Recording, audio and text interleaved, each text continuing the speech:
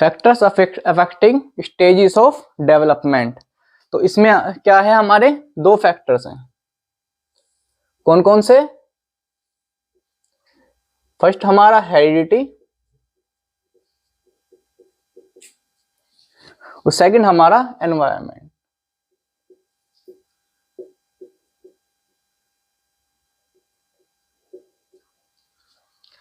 First हमारा heredity रहेगा, second क्या होता है हमारा एनवायरनमेंट। हेरिडिटी क्या है हमारा? नेचर से रिलेटेड है। नेचर क्या है हमारा? हेरिडिटी से रिलेटेड है। और नर्चर क्या है हमारा? एनवायरनमेंट से रिलेटेड है। ठीक है, नेचर हमारा हेरिडिटी से रिलेटेड है, और अगर मैं नर्चर की बात करता हूं तो वो क्या है हमारा? एनवायरनमेंट से रिलेटेड है। हेरिडिटी में क्या है हमारा? जीन्स होंगे। जीन्स क्या है हमारे? बदले जा सकते हैं? नहीं बदले जा सकते। तो ये हमारे क्या होते हैं? स्टैटिक होते हैं। ये हमारे मतलब इसमें परिवर्तन संभव नहीं है। और एनवायरनमेंट हमारा क्या होता है? डायनामिक होता है। मतलब कि इसमें जो है परिवर्तन होते रहते हैं, चेंजेस होते रहते हैं एनवायरनमेंट में, है ना। और अगर मैं हेरिडिटी की बात करता हूं तो इसमें कोई भी चेंजेस नहीं होते। हेरिडिटी में मतलब जो जीन्स एक बार मतलब कि माँ बाप से जो जीन्स मिलते हैं, है ना, वो स्थायी रहते हैं, वो चेंज उसमें चेंज नहीं करा जा सकता। इस एनवायरनमेंट में ऐसा नहीं है, एनवायरनमेंट में चेंज करा जा सकता है। ठीक है, अगर मैं हेरिडिटी की बात करता हूं तो फर्स्ट हमारा क्या आ जाता है? Physical structure.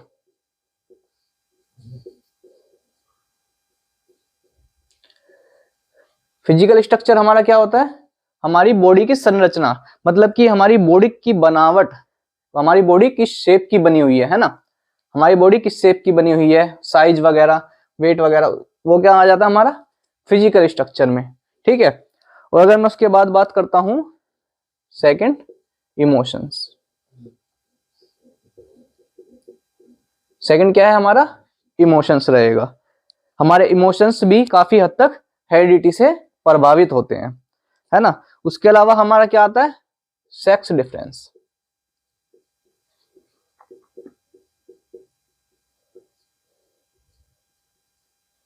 सेक्स डिफरेंस मतलब कि मेल है कि फीमेल है। चलो सेक्स डिफरेंस को थोड़ा सा डीप में जानते हैं। सेक्स डिफरेंस में अगर मैं बात करता हूं तो ये हमारे दो तरह के क्रोमोजोम्स होते हैं। कितनी तरह के क्रोमोजोम्स होते हैं? दो तरह के। कौन कौन से? एक्स और वाई। ठीक है, हमारे दो तरह के क्रोमोजोम्स होते हैं, एक्स और वाई। अगर मैं मेल की बात करता हूं तो उसका क्रोमोजोम्स ऑफ पेयर क्या होता है? उसका पेयर होता है एक्स वाई। और अगर मैं फीमेल की बात करता हूं तो उसका पेयर क्या होता है? एक्स एक्स, है ना।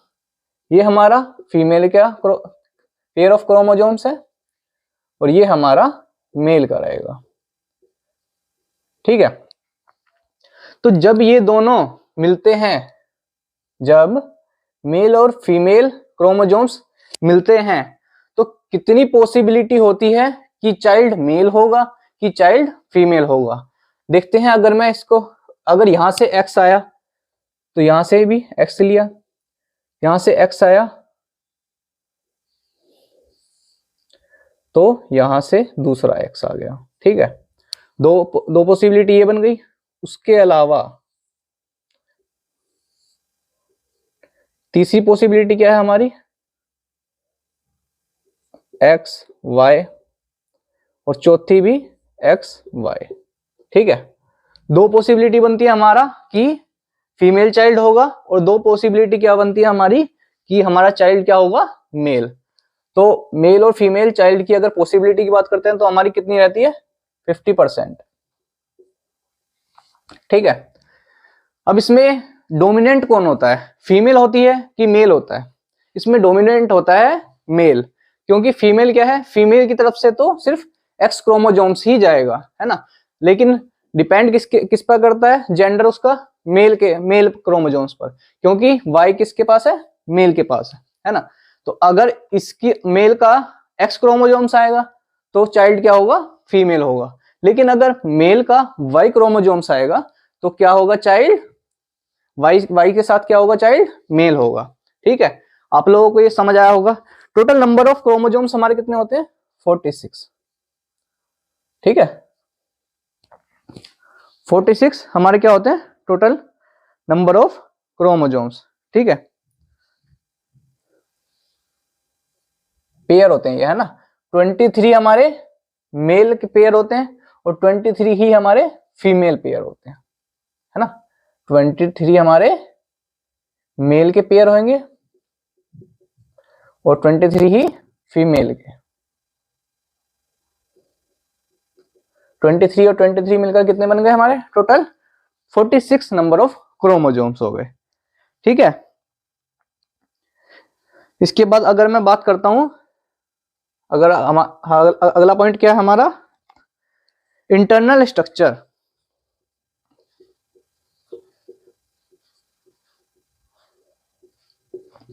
इंटरनल स्ट्रक्चर, तो इंटरनल स्ट्रक्चर क्या है हमारा, जो हमारा अंदर का स्ट्रक्चर होता है ना। जैसे आपके फैमिली में जीन्स में बहुत टाइम से किसी को कोई बीमारी होती है ना, आपकी पीढ़ी दर पीढ़ी कोई बीमारी चल के आ रही होती है ना, वो हमारे जीन्स में तो होती है, लेकिन जरूरी ही नहीं कि वो चाइल्ड में हो। जीन्स में तो है, लेकिन वो उससे संभावित है, प्रभावित है कि नहीं है, ये जरूरी नहीं होता, है ना।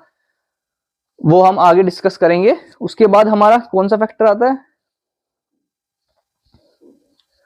क्या आता है हमारा, फिफ्थ वन। फिफ्थ पॉइंट की अगर मैं बात करूं तो हम क्या बोलते हैं, हेरिडिटी की यूनिट को हम क्या बोलते हैं, genes. Unit of heredity is genes. ठीक है, हेरिडिटी की यूनिट क्या होती है, जीन्स होती है। ठीक है, अब एक और बात देखो, अगर यहां पर 21वां नंबर, मतलब 21वां पेयर, यहां पर टोटल कितने पेयर हैं, 23 21st पेयर ऑफ क्रोमोजोम्स में अगर एक एक्स्ट्रा क्रोमोजोम आ जाए, मतलब कि XXY, है ना। अगर कोई एक्स्ट्रा क्रोमोजोम आ जाए, मतलब कि 2 का पेयर होता है, एक्स्ट्रा क्रोमोजोम आ जाए तो वो क्या होता है हमारा, क्या कहलाएगा, वो हमारा down syndrome.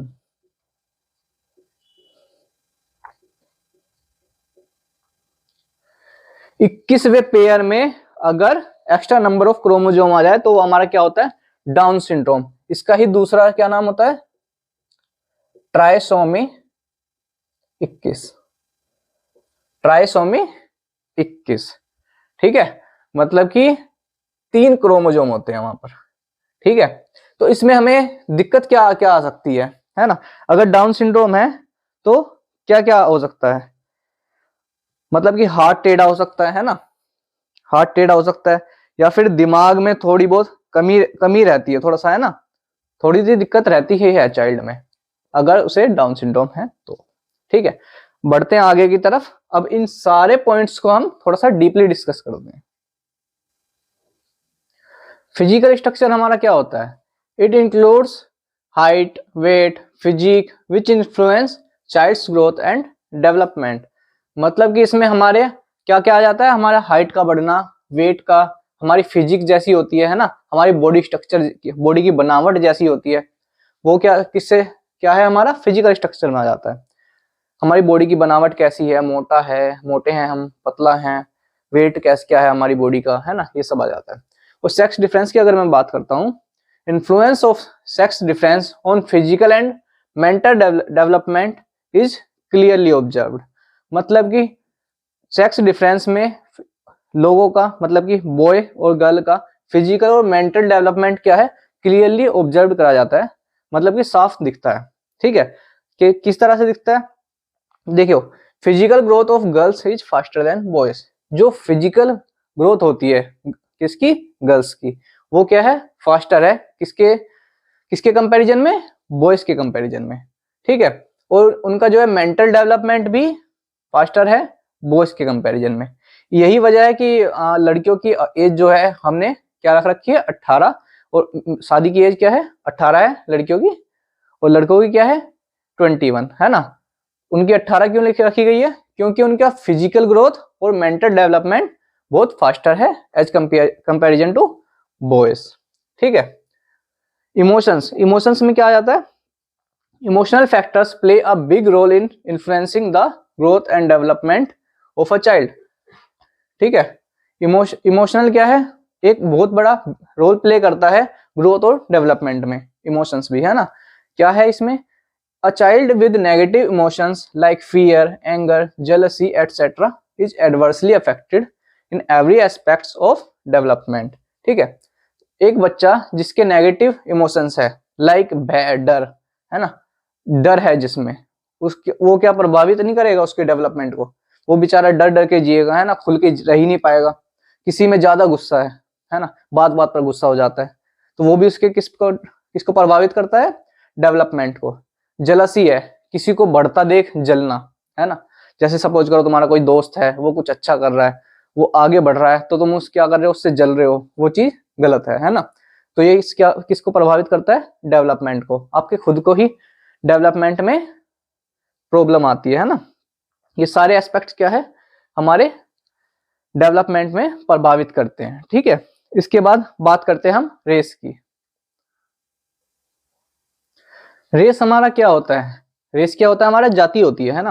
According to anthropology, anthropology क्या होती है? हमारी मानव विज्ञान।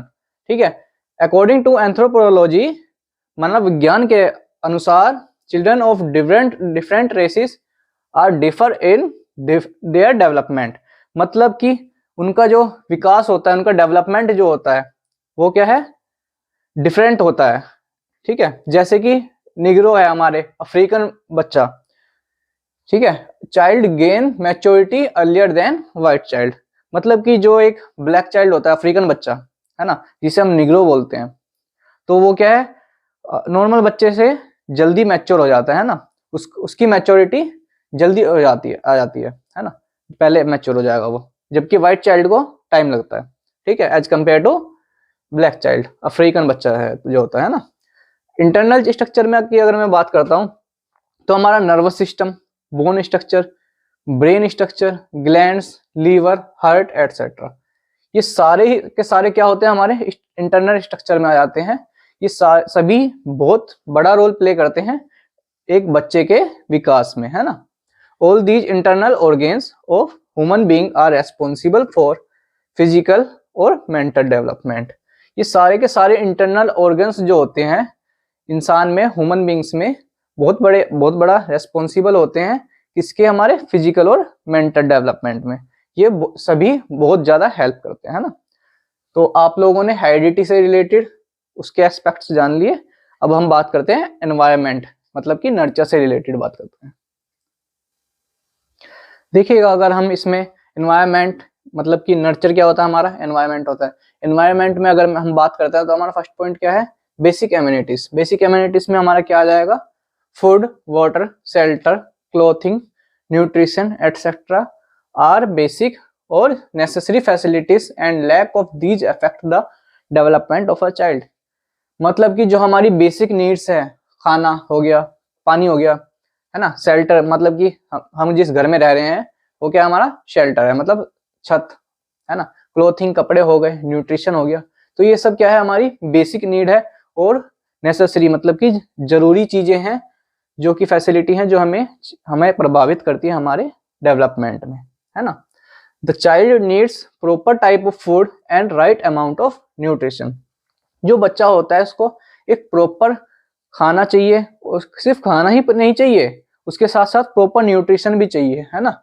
अगर न्यूट्रिशन पूरा, आपने बहुत देखा होगा कि मतलब कि माल न्यूट्रिशन का शिकार होते हैं बहुत बच्चे, है ना, क्योंकि उन्हें खाना नहीं मिलता, है ना, प्रॉपर न्यूट्रिशन नहीं मिलता। तो वो क्या क्या इफेक्ट कर सकता है? हमारे दिमाग में इफेक्ट कर सकता है ना, हमारे डेवलपमेंट में, हमारे बॉडी स्ट्रक्चर में, है ना, हर चीज में इफेक्ट करता है अगर हमें प्रॉपर फूड या न्यूट्रिशन प्रॉपर नहीं मिले तो, है ना। हमारे डेवलपमेंट में, हमारी हाइट वगैरह, ग्रोथ वगैरह, हर चीज को प्रभावित करेगा ये न्यूट्रिशन। ठीक है।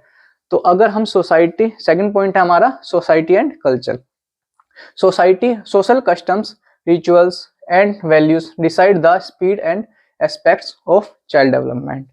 इसमें क्या होता है हमारा, मतलब कि सोसाइटी में हम रहते हैं, है ना, जो गांव का बच्चा है उसके अराउंड मतलब कि वो जल्दी डेवलप होगा, है ना, उसकी ग्रोथ ऑफ डेवलपमेंट जल्दी होगी। क्यों? क्योंकि उसके आसपास में वातावरण में लोग रहेंगे, उनसे वो जल्दी सीखेगा, है ना। और अगर मैं कंपेयर करता हूँ यहाँ पे शहर के लोगों की, तो वहाँ फैमिली में ही 3-4 लोग रहते हैं ना, वो भी मम्मी पापा सुबह ऑफिस चले गए, शाम को आ गए, है ना। तो जहां पर कोई रह ही नहीं रहा उसके सराउंडिंग्स में, उसके एनवायरनमेंट में, तो वहां पर उसका क्या डेवलपमेंट होगा, है ना। इतनी जल्दी वो उसका डेवलपमेंट नहीं हो पाएगा, जो कि गांव का बच्चा है उसके कंपैरिजन में।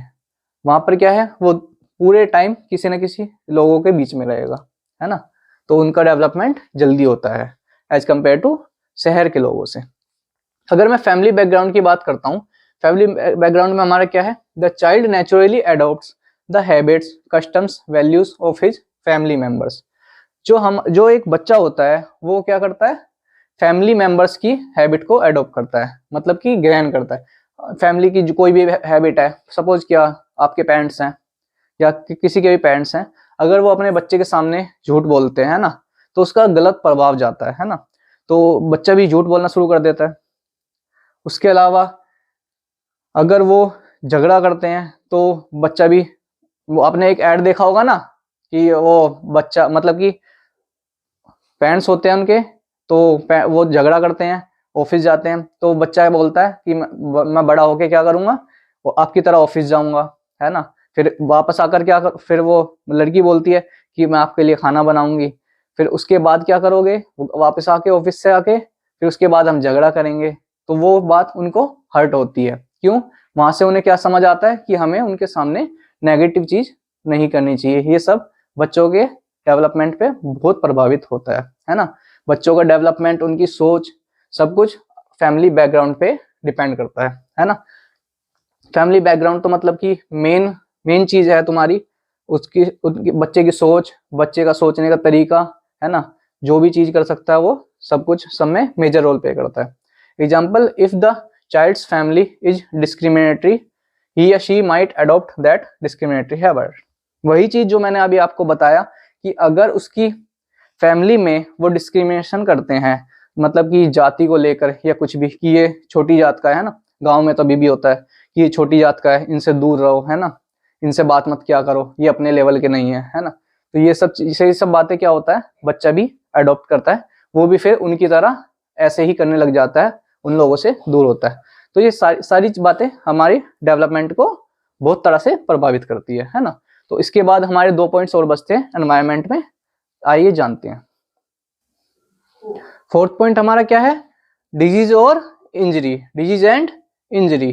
ठीक है, तो इसमें क्या होता है, any type of physical and mental injury stops the normal development of child. मतलब कि बच्चे का विकास को रोक देती है कोई भी तरह की हमारी फिजिकल या मेंटल इंजरी हो जाए। तो फिजिकल यानी कि हमें कोई भी चोट लग जाए, कोई भी, है ना। और मेंटल क्या होता है, हमें दिमागी, मतलब कि किसी को किसी बात का बहुत गहरा दुख पहुंचा है ना, उसे सदमा लगा है, तो ये सब हमारे डिप्रेशन, स्ट्रेस, ये सब चीजें क्या करती है, हमारे डेवलपमेंट को रोक देती है ना, उसमें इफेक्ट करती है। तो एग्जांपल देखते हैं, malfunctioning of the nervous system because of injury और disease can result into learning disability. देखो, malfunctioning of nervous system मतलब कि नर्वस सिस्टम उसका अगर सही से काम नहीं कर रहा क्योंकि उसे इंजरी हुई है या कोई डिजीज है ना, तो उसकी वजह से क्या होता है, लर्निंग डिसेबिलिटी आती है, मतलब बच्चा सही से सीख नहीं पाता, है ना। और अगर लास्ट पॉइंट की बात करता हूं, हमारा स्कूलिंग में अगर हम बात करें तो defective curriculum, improper teaching methods.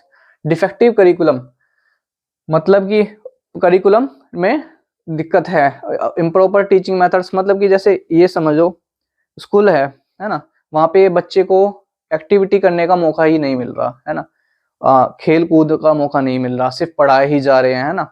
तो वो भी गलत है, क्योंकि बच्चे को पूरी फ्रीडम दो, है ना। हर कुछ भी चीज कर रहे हो, सपोज आप टीचिंग कर रहे हो, सिर्फ पढ़ाए जा रहे हो, है ना, बच्चे को उसमें इन्वॉल्व होने का मौका ही नहीं मिल रहा। खुद क्वेश्चन करो, है ना, उसके बाद कुछ क्वेश्चंस बच्चों को दो ताकि वो भी सोल्व कर पाए, है ना, ताकि उसमें भाग ले पाए एक्टिविटी में, है ना। तो ये सब क्या है हमारा एक गुड टीचिंग का वो है। और यहाँ पर क्या होता है, एक रोट लर्निंग को हम बढ़ावा नहीं देते, रट्टा मारना, है ना, तो रोट लर्निंग को बढ़ावा नहीं देना, और ये सब चीजें हमारी इसमें आ जाती है। उसके अलावा हमारे पास बहुत तरह के मेथड होते हैं, वो तो हम बाकी क्लास में डिस्कस करेंगे। अभी देखिएगा, lack of co-curriculum activities, lack of proper discipline etcetera are major barriers in the development of child. मतलब कि अगर हम एक एक बच्चे पर ध्यान नहीं देते, है ना, कोई बच्चा पीछे रह जाता है, तो हमें मतलब कि एक टीचर की रिस्पॉन्सिबिलिटी है कि वो उसको ढूंढे कि उस बच्चे में क्या कमी है ना, फिर उसको कोशिश करे अलग अलग तरीकों से उसको कमियों को दूर करने की। क्योंकि कोई बच्चा होता है, कोई जल्दी सीखता है, कोई देर में सीखता है ना, वो उसका आईक्यू पे डिपेंड करता है और उसका इंटरेस्ट, है ना। अगर लैक ऑफ इंटरेस्ट है तो वो नहीं सीख पाएगा जल्दी से, है ना। अगर किसी बच्चे का किसी सीखने में इंटरेस्ट ही नहीं है तो आप कुछ भी कर लो, आप नहीं सिखा सकते। तो इंटरेस्ट होना भी बहुत जरूरी है ना। तो ये सारे हमारे 5 पॉइंट्स थे किसके, नर्चर के, जो कि हमारे किससे रिलेटेड है, एनवायरनमेंट से। तो आपके फैक्टर्स जो अफेक्ट करते हैं हेरिडिटी और एनवायरनमेंट, ये आपने पढ़ लिया है। इसके बाद देखते हैं नेक्स्ट चीज क्या है। देखिएगा इसके बाद क्या है हमारा, इंटरेक्शन ऑफ हेरिडिटी और एनवायरनमेंट। हेरिडिटी और एनवायरनमेंट के इंटरेक्शन को देख लेते हैं।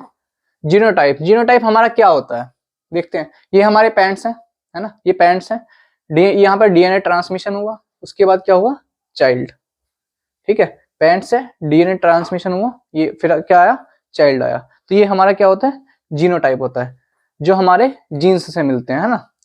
अ पर्सन्स जेनेटिक इनहेरिटेंस, जो कि हमारा जीन्स से मिलता है। Example, DNA codes and sequence, genes encode eye colour, ठीक है। मतलब कि जो भी चीजें हमें जेनेटिकली मिलती है ना, जैसे कि आपका कलर हो गया, आपकी मतलब सपोज करो पेरेंट्स हैं, मतलब मेल का कलर क्या है, ब्लैक, और फीमेल का व्हाइट, है ना। तो आपका सपोज करो ब्लैक हुआ, व्हाइट हुआ, तो बोलते हैं ना कि मम्मी पे गया, पापा पे गया, है ना। और उनका अगर मिक्सचर हो जाता है ना, ब्राउन ब्राउन हो गया, व्हाइटिश कलर, तो ये सब क्या किसका रेस्पॉन्सिबल है, इसमें जीनोटाइप होता है। जीनोटाइप की वजह से हमारा कलर डिसाइड होता है। उसके अलावा हमारा आंखों का कलर, है ना, ये भी हमारा जीनोटाइप ही है, ठीक है। अगर मैं इसके बाद फिनोटाइप की बात करता हूँ, तो फेनोटाइप क्या है हमारा, इनहेरिटेड ट्रेट्स, जब उसमें एनवायरनमेंट मिल जाता है तो वो क्या हो जाता है हमारा फिनोटाइप। मतलब कि जेनेटिक्स में जीन्स के साथ हमारा एनवायरनमेंट का मिलना, वो क्या होता है हमारा phenotype. The way an individual's genotype is expressed, ठीक है, जो जीनोटाइप क्या होता है, एक्सप्रेस करता है। मतलब कि ये क्या है हमारा जीनोटाइप क्या है, जीन्स से मिलता है, वो फिनोटाइप एनवायरनमेंट भी जोड़ देते हैं। अगर मैं साइकोलॉजी नहीं, फिजियोलॉजिकल ट्रेट्स की बात करता हूँ, based on genes the eye colour came out as brown, मतलब कि उसकी आंख का कलर क्या निकल कर आया, ब्राउन। तो ये हमारा क्या है, फिजियोलॉजिकल ट्रेट्स। अगर मैं साइकोसोशल ट्रेट्स की बात करता हूँ, तो हमारी पर्सनैलिटी हो गई, क्रिएटिविटी, इंटेलिजेंस, ये सब हमारे केस में आ जाते हैं साइकोसोशल ट्रेट्स में, ठीक है। अब देखिए ये हमारा जीनोटाइप है। जीनोटाइप क्या होता है हमारा, हेरिडिटरी जेनेटिक्स है ना। उसमें हमने क्या मिला दिया, एनवायरनमेंट मिल गया, तो वो किसको एक्सप्रेस करता है, फिनोटाइप को, ठीक है। जीनोटाइप क्या है हमारा, हेरिडिटरी जेनेटिक्स है, इसमें हमने क्या मिलाया, एनवायरनमेंट का जब एनवायरनमेंट मिल जाता है तो वो क्या एक्सप्रेस करता है, फिनोटाइप को, ठीक है। उम्मीद आप लोगों को समझ आया होगा। इस एक और बात सुन लो, जैसे कि आप एक बच्चा है, वो क्या है हमारा जीनोटाइप से क्या है, वो है गोरा है ना, उसका कलर क्या है, फेयर है, स्किन फेयर है। तो अब क्या हुआ, एनवायरनमेंट का प्रभाव पड़ा, है ना, धूप की वजह से वो क्या हो गया, उसका कलर में चेंज आ गया, मतलब कि वो सांवला हो गया, है ना, व्हाइटिश कलर हो गया। पहले क्या था, वो जीन्स से जो मिला था उसको कलर, वो था व्हाइट, है ना। बचपन में गोरा था, आपने देखा होगा ना, कोई काफी लोग होते हैं बचपन में गोरे होते हैं, फिर जैसे जैसे बड़े होते हैं उनका कलर ढलता जाता है, डार्क हो जाता है। ये एग्जाम्पल हमें मोस्टली गांव में देखने को मिलते हैं, क्योंकि वो वहां पर क्या है, क्या करते हैं, वो पहले बच्चे गोरे रहते हैं, ज्यादातर वो क्या होता है, डार्क हो जाता है वहां पे कलर। ठीक है, तो इसमें क्या होता है, जब बच्चा गोरा था तो वो गोरा कलर कहाँ से मिला, व्हाइट कलर कहाँ से मिला, उनसे जीन्स से मिला। लेकिन जब उसको, तो वो क्या हो गया हमारा जीनोटाइप। जब वो बच्चा का एनवायरनमेंट का प्रभाव पड़ा तो उसको क्या कलर हो गया, डार्क हो गया। डार्क हो गया तो वो क्या हो गया हमारा फिनोटाइप। ठीक है, यही ये इसी के एग्जांपल्स थे। ठीक है, मिलते हैं नेक्स्ट वीडियो में।